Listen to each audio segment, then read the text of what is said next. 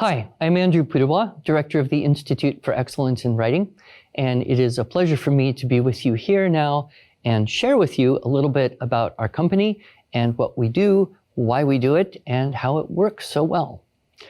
For more than 25 years, we have offered materials to teach the arts of language. Our products span grades kindergarten through grade 12, and we also discover that many people who are working in a acquisition of English as a second language or a foreign language benefit hugely, as well as reaching out toward the special needs. And of course, we even have some university students who take our courses and say, wow, this is going to be tremendously helpful. We cover writing and grammar and spelling. We have materials for helping young children learn to read. We have poetry, literary analysis, college prep, speech and debate, and even more coming. We have found that our methods and materials work for students of all different ages and aptitudes. The most common question that we get is, how is IEW's writing different than other curriculums? And indeed, we are somewhat unique in our approach. If you were to find your average child or young person who does not like to write, and you were to ask them, why do you not like to write? Once you got past the tautologies of, because it's hard, because I can't do it, blah, blah, you would probably boil it down to one defining problem, and that is, I don't know what to write. I can't think of anything. Perhaps you've heard that come out of the mouth of one of your students. And so our approach, which may seem new to some people, is actually based on a very old methodology of imitation in writing. So we actually begin the teaching of writing by removing the problem of what to write and giving the children, giving the students content. That content may take the form of something like an Aesop fable or a little bit of interesting information about a person or a place or an event. Something that is generally short, at or below the reading level of the student, and we show them how to make what we call a keyword outline by taking keywords from each sentence in this short text, and then retell that content at first verbally, and then in writing by rewriting those keywords, adding the words needed to put it back into complete sentences. So this is a method based on imitation, one step removed from straight copy work, and then through the 9 units of the Structure and Style syllabus, we lead the student from that dictated content toward the blank page and the more advanced type of writing where you have to think of what you're writing. Let me show you how we do that. This is a little chart taken from our course, Teaching Writing, Structure, and Style. This is our flagship product. This is our teacher training course that we encourage everyone from homeschooling parents to tutors to classroom teachers, hybrid school teachers, even college and university teachers. This is the key course here. And here you see then our 9 units. Unit 1 and 2 is where we do exactly what I just explained to you, teach note making with keywords from each sentence, creating outlines, and then telling back the content from the notes. Unit 2 is that same process, only taking it one step further and writing out those sentences from those notes. We're going to demonstrate this for you in just a minute, but let me show you how it goes. Unit 3 is retelling narrative stories. Here you don't have keywords from each sentence in a story, but you do have a method of extracting keywords for the ideas in the story, and we'll show you a more detailed example of that as well. Unit 4, summarizing a reference. Here's where you have too many facts, and so you not only have to choose the keywords from facts, but you also have to choose which facts to transfer because there are too many. This is usually referred to as summarizing. Unit 5 is where we now are moving back onto the story kind of creative, more imaginative side. And this is where you don't get a story per se, but you're not all alone. you have a set of pictures and a methodology of extracting ideas from your mind based on those pictures. Again, putting those ideas into keywords in preparation for writing from pictures. Unit 6 is an extension off of summarizing a reference. This is where you not only have too many facts, you have too many sources with too many facts. And so now how do you sort through multiple sources and choose those facts which fit together, that are relevant or connected or supportive of what you're trying to summarize? And so that's another step in kind of that research process that is so essential for today's modern student to have mastered. Then back on the creative side, we have inventive writing. This is where it's just you and your brain, whatever you happen to carry around in it. You're accessing your memory, your imagination, experience you've had. Unfortunately, a lot of writing programs kind of start here. And we'll say, okay, in order to learn to write, you have to think of stuff. Whereas what we have noticed is that that itself can be an overwhelming block in the process. So in our system, we actually teach you how to write, retell, use information that you don't have to think up or imagine. And then when you get to Unit 7, you know how to do it. So rather than saying you have to learn how to you have to think of something to learn how to write, the inverse. Learn how to write, and what's the byproduct? You learn how to think of stuff. Unit 8 is our formal essay, beginning with the traditional 5-paragraph and quickly moving into 6, 7, 8 to 11, 12, 15, 17. I can even get you up to a 36-paragraph behemothic essay if that's what you want. So we have those models. And then Unit 9 is the critique, which would replace the book report, the traditional book report, and extending off of Unit 9, the critique model. We actually have a nonfiction critique as well as a response to literature and literary analysis essay models. So those are our structural units, and we'll go into each of those in a little bit more depth. I wanted to show you how this keyword outline idea actually works and what it looks like. I love to start with Aesop fables because nobody objects. You can use Aesop fables with a grade 2 student. You can use them with a grade 10 student. You can use them with adults. They're generally short. They come in kind of a variety of reading levels. You want to find a source text that is at or below the target reading level of your students. And so this example of the dog and the shadow. Lucky Dog had found a big fresh bone, was carrying it home to enjoy. On his way, he had to cross a low bridge over a calm stream. As he crossed, he looked down and saw his own reflection in the water beneath. Thinking it was another dog with another bone, he wanted to have that also. So he growled and snapped at the other dog in the water, but as he opened his mouth, the bone fell out. It dropped into the stream and was gone forever. Okay, you're probably familiar with that fable. You may have seen a shorter or longer version, one with maybe some more antiquated vocabulary or not. This is one that I actually used in the filming of one of our products that I'll be sharing with you shortly. So when you create a keyword outline, you would generally use a separate piece of paper, but here we'll see it side by side for your view. You look at that first sentence, okay? Let's read it again. A lucky dog had found a big fresh bone and was carrying it home to enjoy. What are the key words in the sentence? Well, you're not likely to forget it's a dog. You may choose lucky. You may say, okay, bone. That's a key idea. Home, enjoy. Or maybe bone carrying home, or fresh bone home, or lucky bone enjoy. Really, there'd be any possible combination, and it would probably all work in the end. But let's say that the student chose bone home enjoy, and so you would then choose those words, maybe underline them on the original, and transfer them into the keyword outline in this manner. We recommend the habit of putting a comma between the key words.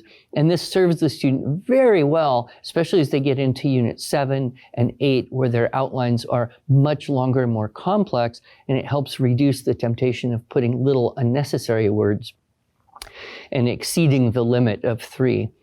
On his way, he had to cross a low bridge over a calm stream. Keywords, maybe you're thinking cross, calm stream, or cross bridge stream, or bridge calm stream. Really anything would work. So let's say you go with bridge, calm, and stream. As he crossed, he looked down and saw his own reflection in the water beneath. So what might you choose? Saw, maybe crossed, saw reflection water, saw water beneath, saw reflection beneath. Any of those would probably work. And so you would choose, copy, and then just go through until you had done all 6 of the sentences. You'll notice in our system we use a Roman numeral for the first thing in a paragraph, and that is preparing us for the idea of topic sentence, which we introduce in Unit 4 and carry on through Units 5, 6, 7, and 8. If we only have 1 paragraph worth of content, which is the case here, we only have 1 Roman numeral, but that's just to be consistent through the units. So, in Unit 1, we're just making the outline and telling it back. So we remove the original, we go back and see, okay, we copied the words bone, home, and enjoy. What was the idea that went with that? And the student would probably, in fact, I find almost all kids can do this without too much difficulty the very first time. Say, a dog found a bone and was taking it home to enjoy it. Now, their statement, it will probably be different than the original, but that's okay. We're not expecting them to repeat it verbatim. We are wanting them to recreate the idea.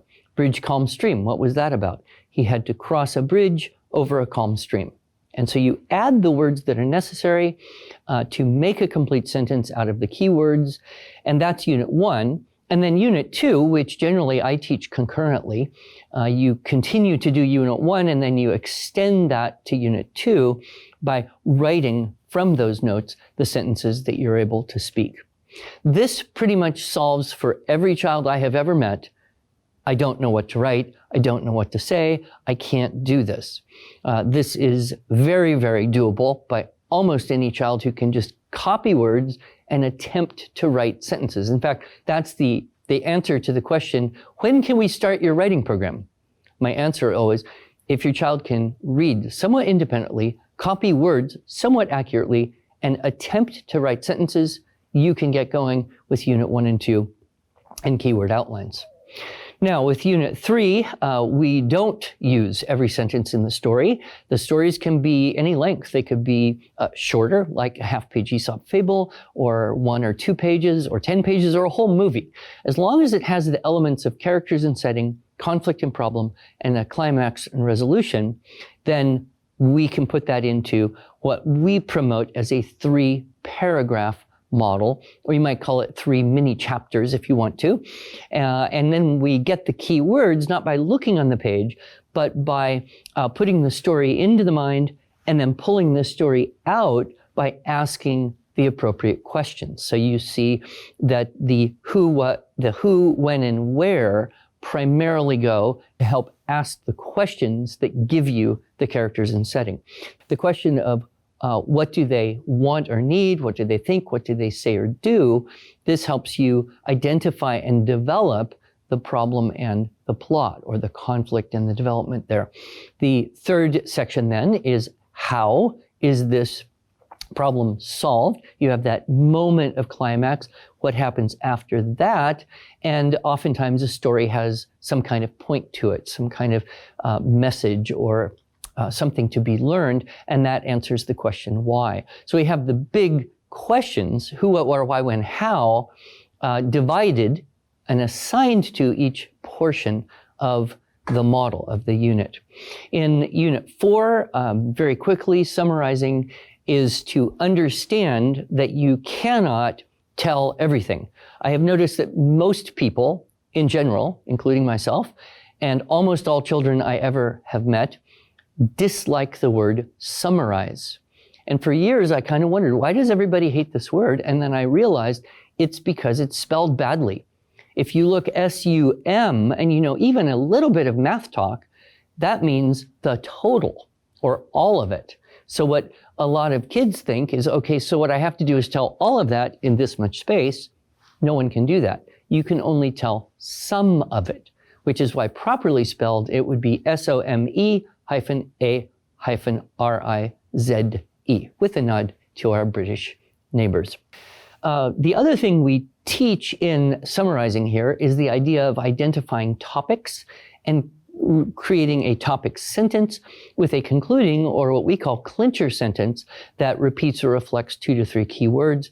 That makes the paragraph more cohesive. It ties it together and wraps it up, but you can know for a fact that you did that rather than having a vague feeling about where should I stop this paragraph and start the next one. With writing from pictures, you see that we have another chart of 3 paragraphs, although this unit can easily be adjusted to 2 paragraphs or even 1, or perhaps 4 or more if you wanted to. So it's very, very flexible. It isn't telling a story in the same sense that there's characters and setting and problem and resolution. It may look kind of like that, but we think of it as event description. So there's a picture, and then the topic sentence becomes the central fact. What do you see in the picture? And then the student has the litany of questions. Who's in the picture? What are they thinking? What are they feeling? When did this start? When is it going to end? Where is this happening? Where are they going? Where are they coming from? Why is this happening? What happened before this picture? What might happen after this picture? Is there anything outside this picture or invisible? And with that litany of questions, the students are able to then describe and write about what they see in that series of pictures. So this is very, very helpful. I would have done very badly with this as a child, because if you showed me a picture of a guy in a boat, I would write, once upon a time there was a guy in a boat. And then I wouldn't have anything more to say because I hadn't, in my youth, learned how to think of stuff. Now, show me a picture of a guy in a boat and say, write about it, and just I'll say, how long do you want? I can spin this thing for as long as you want because I know how to think. Won't be very good necessarily, but I can do it. It's a big difference.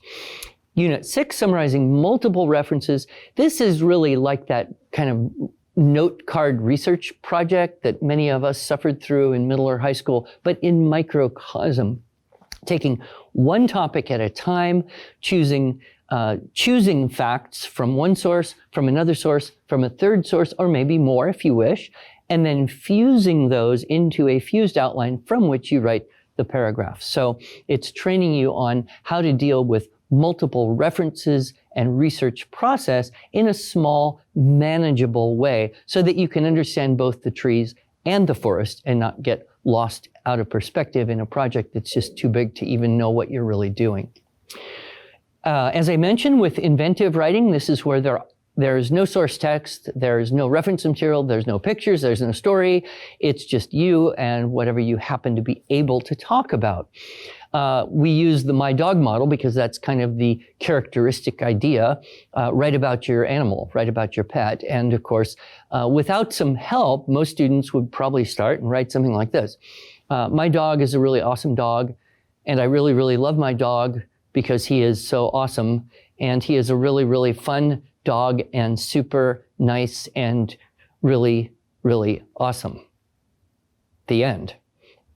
Well, why would that happen? Because the student hasn't learned some of the skills of how to think about your dog, how to identify what are some possible topics, use the thinking skill of division, and then the habit of asking questions that we've trained in Unit 3. The list of questions. In Unit 5, the litany of questions. They again have that litany of questions and adding even more to it.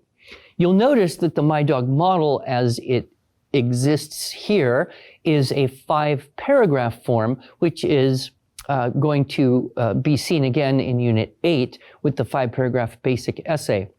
But I will say, Unit 7, I have taught it very successfully to children of all different ages using fewer or more paragraphs. So you can do the same process of inventive writing with 1 paragraph or 2 or 3. If you get 3, that's kind of where you say, okay, an introduction and conclusion makes sense here. And of course, if you want to tell more than 3 things about your dog, you could expand it to 5 or 6. This is very, very useful for any students who need to prepare to do, say, a prompt-based essay on demand, a standardized writing test, anything in that area, because this is really going to give them the skill of think first, organize, then write. And if you think first and then write, you can actually write better than if you're trying to think, what's the next thing I'm going to say here? Then with Unit 8, a nod to the Canadians who originally showed me the structure and style system many, many years ago.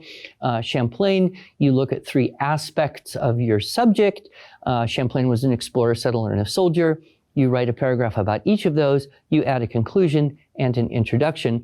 And then, as I mentioned, we have essays beyond 5 paragraphs, which you need to push to because the 5-paragraph essay is a little bit limited or cliched. Some people don't like it, but we'll get you into 6 or 7-paragraph expanded essay or expanded essay with expanded topics, subtopics. And then we have the super essay, which would be 12 to 16 or so paragraphs, the super duper essay, and you can just keep adding to this. But the key idea is that in teaching a structure, like the 5-paragraph essay, then you can have variations on it. If you don't teach a structure, it's very difficult for students to figure out how to plan and organize anything. With Unit 9, we have the formal critique. As I mentioned, the fiction critique is kind of like a Unit 3 sandwich. You're using the story sequence chart and adding on an introduction and conclusion. And the nonfiction is kind of like a Unit 8 critique sandwich where you tell 3 things about the book that were notable and you add on the introduction and conclusion, which tell a little bit more in terms of the context, the author, and then what was good or bad, what you liked or did not like about that. I recommend you replace the term book report because nobody likes book reports. I certainly don't. Do you? And replace it with critique because that sounds more romantic. Hey, we get to criticize something. Kids love the idea. Now, the other half of our syllabus is the stylistic techniques. And so we have categories. The 3 categories are dress-ups, sentence openers, and decorations. And these stylistic techniques are things that good authors do. They're very often mentioned in books on how to teach writing or how to teach well. There's a difference, however. We use a checklist-based system where doing these techniques are actually required in the composition. So it's not just a list of 10 good suggestions. We use the 10 Commandments rule here because it tends to work better, especially for the students who might not care to use your good suggestions because they don't really care about improving their writing at all. But we can trick them into doing it. The most important thing I have learned over these many years is to pace yourself properly in teaching these so that you don't introduce too many techniques too quickly and overwhelm the student.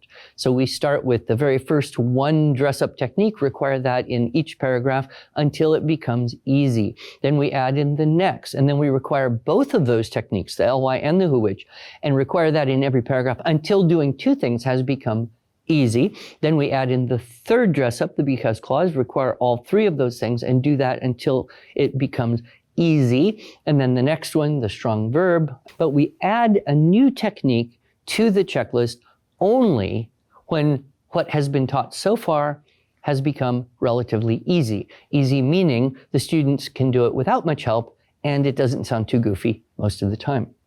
These checklists are tremendously helpful if you are required to grade student writing because, much could be said about the problems of grading. Do you just grade on how you feel about something that someone wrote? Or do you try to figure out how hard they worked and grade them on effort? Or do you have some rubric, but is it objective? Can a student actually know, did I do that thing or not? And so our checklist is very helpful for that purpose and very, very concrete. Every student can know, did he do what he was asked to do? Underline, check it off. Indicator, check mark. Double check, check what you do and do what you check. And then the checklists gradually expand over the course. So if you start with Unit 2, as we would recommend at the beginning of a school year, at least in our country, it's approximately like this, you might hit Unit 7 by going through 1 unit a month in approximately March, April, in which case you see the checklist would have grown significantly as the number of paragraphs increase, as the number of stylistic techniques has increased. And we have some wonderful tools to help you use and track and even generate custom checklists for your students as you go through the 9 units over the course of the school year. Now, what we recommend is that you go through the 9 units, or as far as you get. You may only get up to unit 7 or so with younger students. And then next year, go through all 9 units again. And then the next year, go through all 9 units again. And you might be thinking, wait, you teach the same thing at every grade level. No. You're using the same tools. You're reinforcing the same structural models and stylistic techniques, but you're writing different articles, different stories, doing different research, using different pictures, writing essays and critiques on different subjects and materials, so that there's variety through the school year, but you're reinforcing exactly what you want to be teaching over the course of 3 or 4 or more years. And I virtually guarantee, if you go through these units and use these checklists for 3 or 4 or more years, I guarantee you'll have a student that will go off, into a university or a job or start their own business, and they will write circles around their peers because they will have internalized the structural ideas, and then through combination and permutation and variation, they can be far more creative and organized than the average peer. So what do we have for you? We've got lots of courses. In addition to our teacher training course, we have this, which we newly did, Structure and Style for Students. Very excited about this. This is the most comprehensive course we have.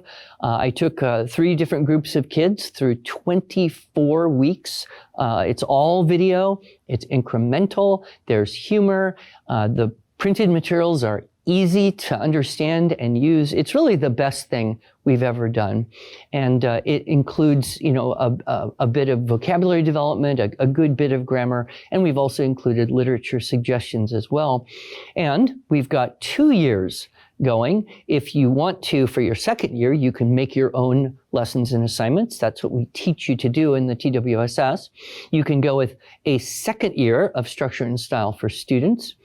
Or we also have the option of theme-based writing lessons, which does not have a video component with it, but it does have fully fleshed out lesson plans with source text, practice exercises, checklists, and teacher instructions there. And you generally get one of these theme-based books. Our orange stripe stuff is for generally grade 1-2 reading level.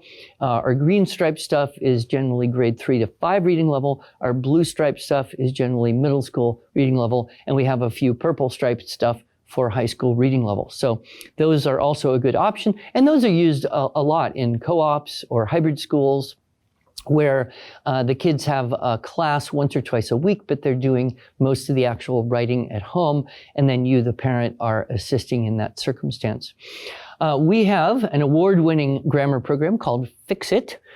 This teaches editing and grammar. It includes vocabulary development.